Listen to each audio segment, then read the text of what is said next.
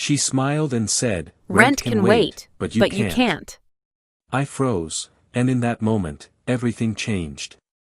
The moment I first set foot in the apartment, there was a quiet kind of charm that made the dust motes floating in the sunlight seem almost deliberate. The hallway smelled faintly of lavender and old wood, a comforting combination that hinted at years of care tucked into every corner.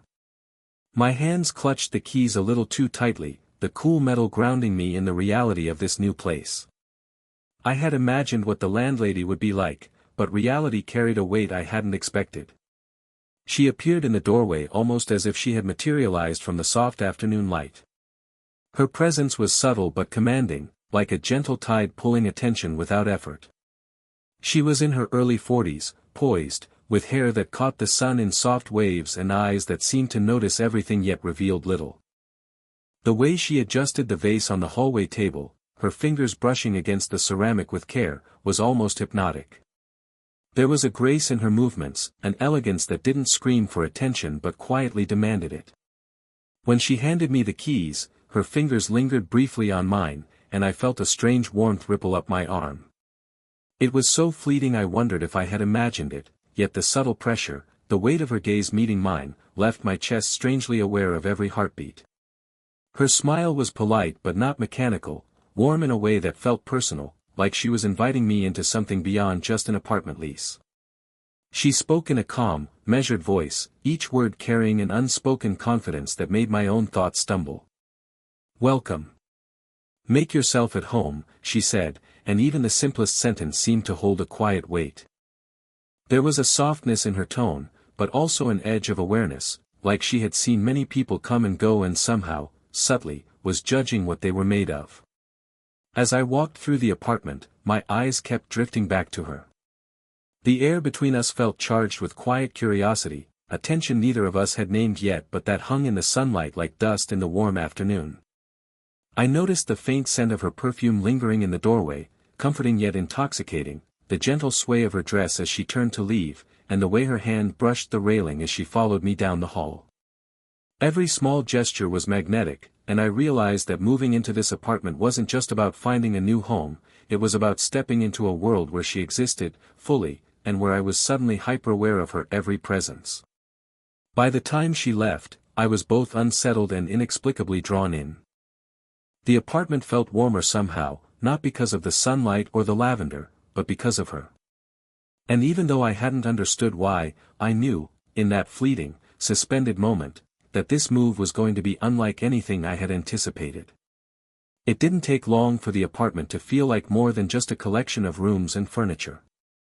By the third day, I was fumbling with the kitchen, trying to make sense of cupboards and a stubborn coffee maker that seemed determined to resist my efforts.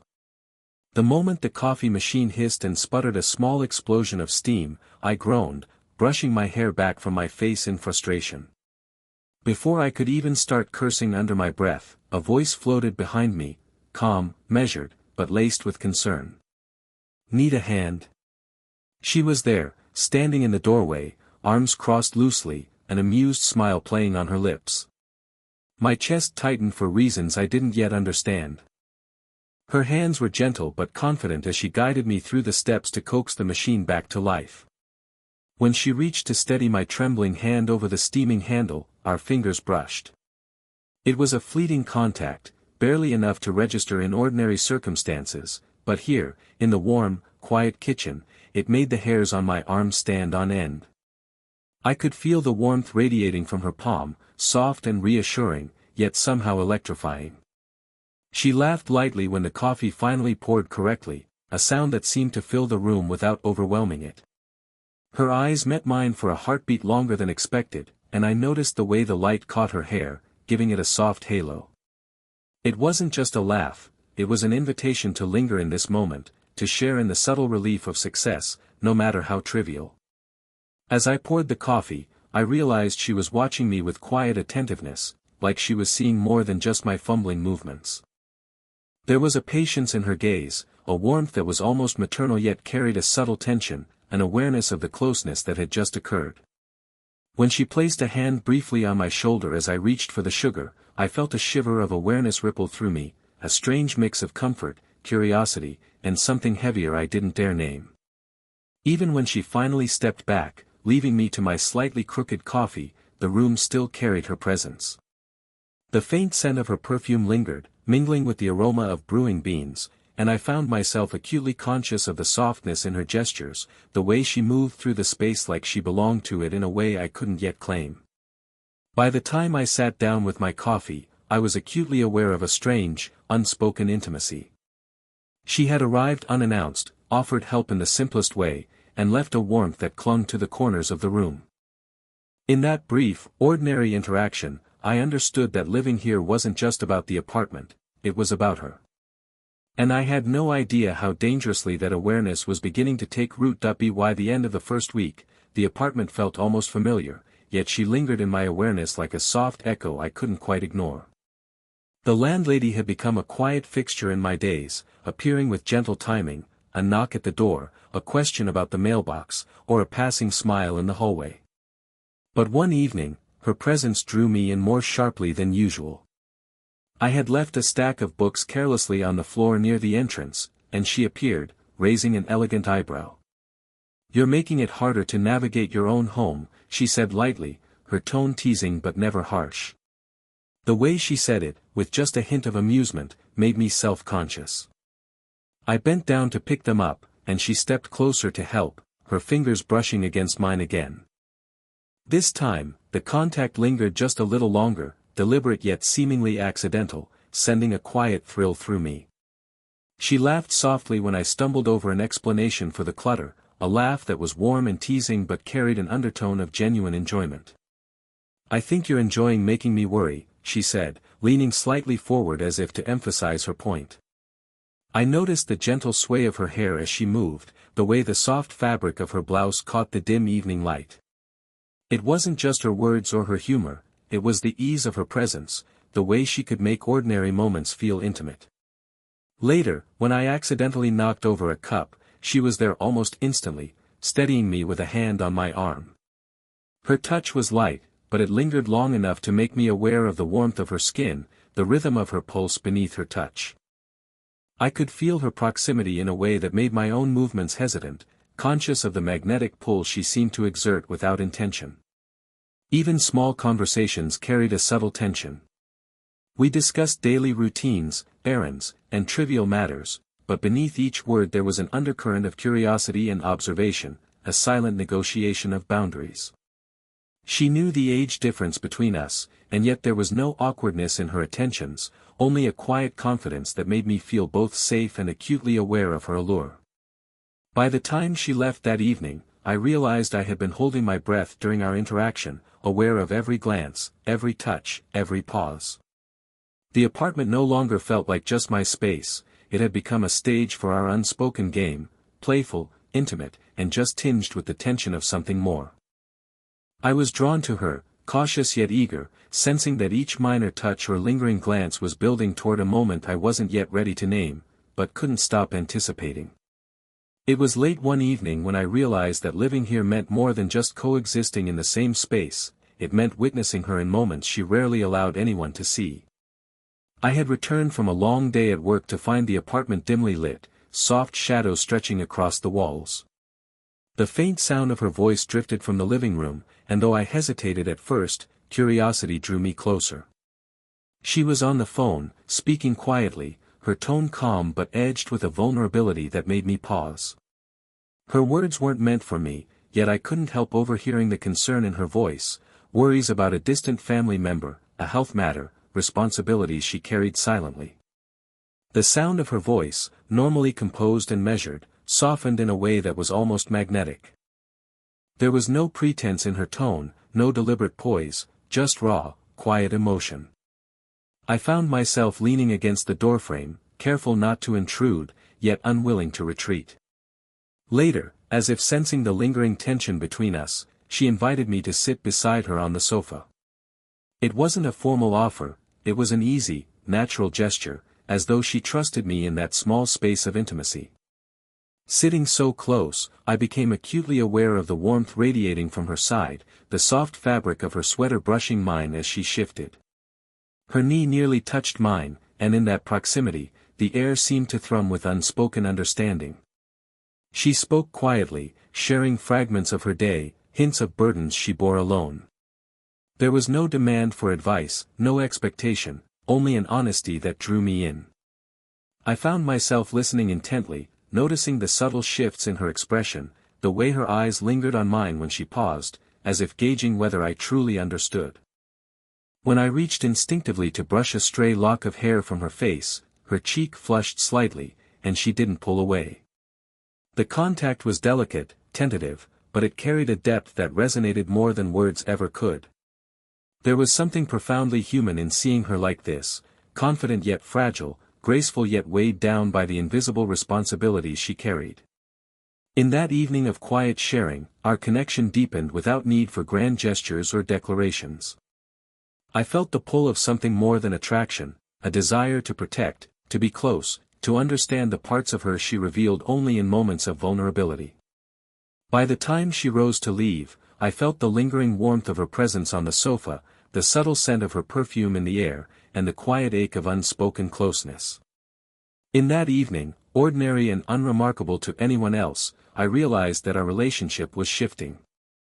The space between us had grown charged with trust, tenderness, and a slow, undeniable intimacy, the kind that promises something deeper if both of us dare to reach for it. The storm hit unexpectedly that evening, a sudden downpour that rattled the windows and filled the apartment with the steady, insistent sound of rain. I had been trying to focus on a book, but the atmosphere seemed charged, as though the storm outside had amplified the quiet tension within these walls. When she appeared in the doorway, holding 2 steaming mugs of tea, I felt that familiar pull, a magnetic awareness that intensified every time she was near. She handed me a mug, and our fingers brushed in the exchange. This time, I didn't pull away. Instead, I lingered, aware of the warmth of her hand, the soft curve of her wrist under my touch, and the subtle scent of her perfume mingling with the earthy aroma of rain. The apartment was small, and the storm outside made it feel like we were the only 2 people in the world. The flickering candlelight reflected in her eyes, and for a moment, I was caught in the quiet gravity of her gaze. We settled on the sofa, sitting close enough that our shoulders brushed lightly, the warmth from each other a subtle comfort against the chill. Conversation meandered, soft and unforced, until finally she spoke in a voice that was gentle yet charged with something I couldn't immediately name. "Rent can wait, but you can't," she said. I froze, the words reverberating through me with an unexpected intensity. There was no playful teasing in her tone, no casual remark, only a simple, undeniable truth that seemed to hang in the air between us.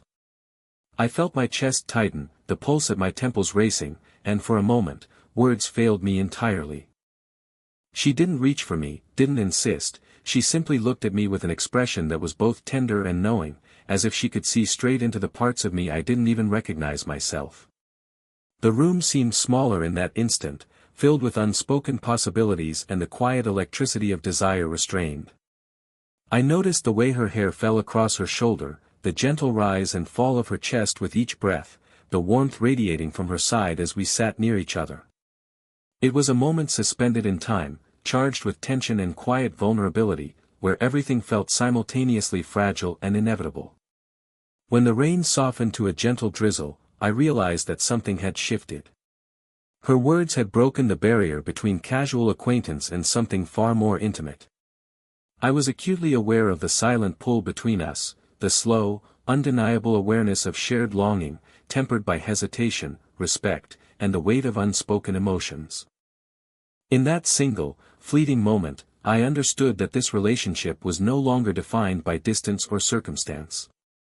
The storm outside mirrored the storm within me, a swirl of anticipation, fear, and undeniable attraction, and I knew, with a clarity that was both exhilarating and terrifying, that nothing would ever be the same again. The days after her words, "Rent can wait, but you can't," were a haze of quiet awareness. Every glance, every touch, seemed charged with an undercurrent I couldn't name, yet couldn't ignore. I found myself walking through the apartment with heightened sensitivity, noticing the way sunlight pooled across her favorite armchair, the faint scent of her perfume lingering in the corners, and the gentle sway of her hair as she moved about her space. Each mundane action carried weight, each smile or tilt of her head igniting a subtle, unspoken tension. I was caught between longing and restraint. Part of me wanted to close the distance between us, to speak what had been building inside me, yet another part recoiled at the thought of overstepping, of complicating something that was already delicate, precious. The age difference, the dynamic of landlady and tenant, social expectations, and my own insecurities pressed down like invisible hands, shaping every movement, every word. She sensed it too, though she never mentioned it outright. Instead, her reassurances came in subtle gestures, a hand brushing a lock of hair from my forehead, fingers lingering briefly on my shoulder when passing by, a careful, knowing smile when she caught my hesitant glance. It was as if she was reading the storm of emotions swirling inside me without demanding explanation. Each gesture, however small, carried a warmth that made restraint increasingly difficult. One evening, we sat side by side on the sofa, sharing silence rather than conversation. The room was dimly lit by a single lamp, casting soft shadows that flickered across her face.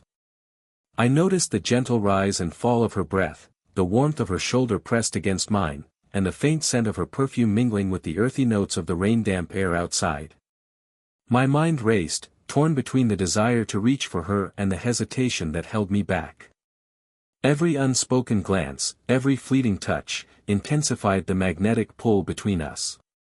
I felt my heart pound with the knowledge that our connection was no longer casual, that our emotions had grown entangled in ways that were thrilling and terrifying at once. The tension was a living thing, coiling in the spaces between us, drawing me closer even as I fought against the pull. By the time I left the sofa that night, I realized that hesitation and conflict were no longer obstacles, they were part of the journey.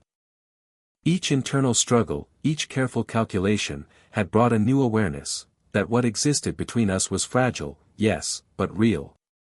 And as I watched her move through the apartment with effortless grace, I knew that the coming moments would demand courage, the courage to step beyond hesitation and embrace the intimacy that had been quietly building all along. The morning light spilled gently through the curtains, painting the apartment in soft gold. After days of hesitation, unspoken glances, and quiet tension, the atmosphere felt different, heavier with anticipation yet lighter with relief. I found her in the kitchen, quietly arranging a small vase of flowers she had placed on the windowsill. She looked up and caught my gaze, and for the first time, I felt the unspoken weight between us transform into something tangible and mutual. I stepped closer, aware of every subtle detail, the way her hair fell in loose waves around her shoulders, the faint scent of lavender mingling with her perfume, the warmth radiating from her presence. My chest tightened as I reached for her hand, hesitating only a moment before she responded naturally, fingers intertwining with mine.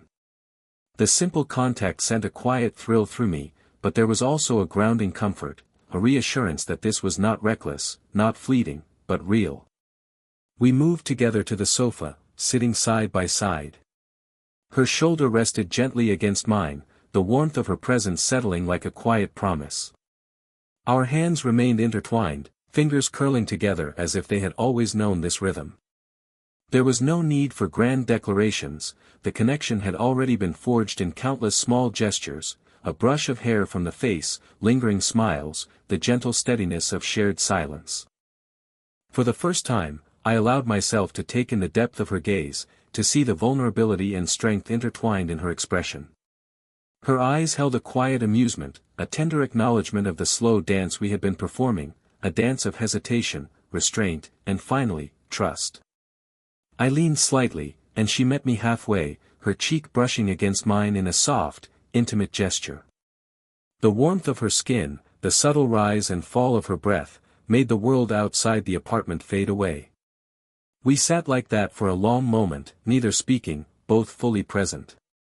The apartment seemed to hum with quiet intimacy, the sunlight glinting off small details, the steam rising from our mugs, the soft fabric of the sofa beneath us, the way our fingers remained locked together. Everything that had been restrained, all the tension and uncertainty, now felt natural and unforced, woven into the fabric of our connection. In that morning light, I realized that the story we had been writing, of glances, touches, hesitations, and confessions, had found its resolution not in dramatic gestures but in quiet, mutual understanding. She was no longer just the landlady, she was the presence I had been waiting for, and I, hers. And as we shared a soft smile, fingers still entwined, I knew that the slow, careful path we had taken had led us to something enduring, something beautiful, warm, and wholly ours. And as we shared a soft smile, fingers still entwined, I knew that the slow, careful path we had taken had led us to something enduring, something beautiful, warm, and wholly ours. If you felt the tension, the warmth, and the quiet magic of our story, don't forget to like, comment, and subscribe for more slow burn romances. And check the link in the description to read the full story. It's a journey you won't want to miss.